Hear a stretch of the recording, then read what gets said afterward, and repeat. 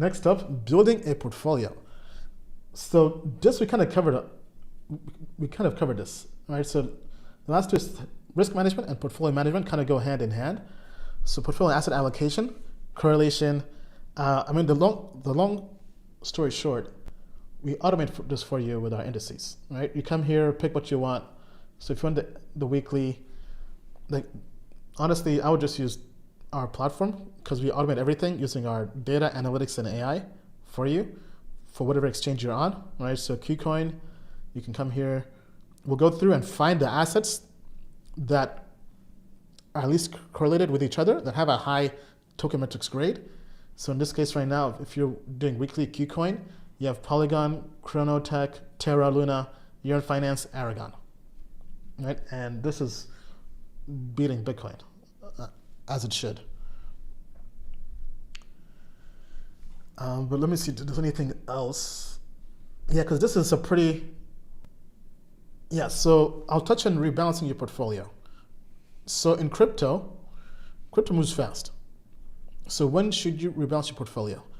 Because when you're investing in crypto, don't just randomly pick coins. View everything as a whole. You're putting a portfolio of assets together, and you want to see how those assets move and work in tandem together, right? And we talked about correlation. We talked about managing risk, but also you want to constantly update your portfolio, because if you never update your portfolio, you have new coins constantly entering the market that are better investments. So at what frequency should you update your portfolio? I think, from our back tests, the best frequency in crypto is weekly, but that's sometimes too active for some people, right? If anything, I think monthly, but you should definitely be looking at your portfolio and seeing how often you should rebalance it. Rebalance means, should you take coins out? Should you add new coins? Should you take profits? But to make things simple, as you have different allocations, you want to take profits and rebalance to other allocations. So going back to our index, right? So looking at this index here, we have basically 25% of the portfolio for the weekly should be in Terra Luna, right? Once the week is over, we see what the next coins are.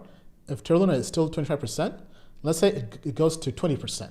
That means sell 5% of the portfolio, basically 5% worth of Terra Luna itself in dollars.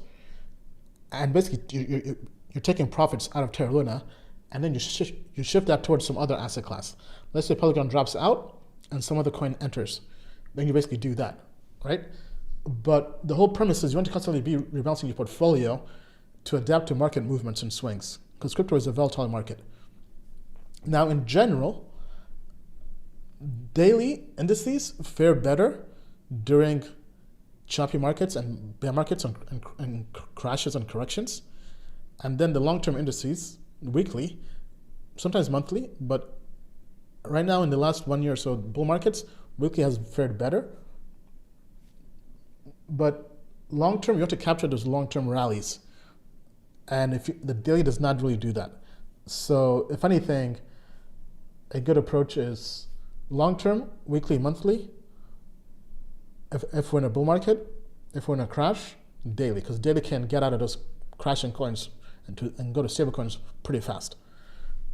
So that's really it in terms of portfolio allocation and rebalancing. So that was a pretty short chapter.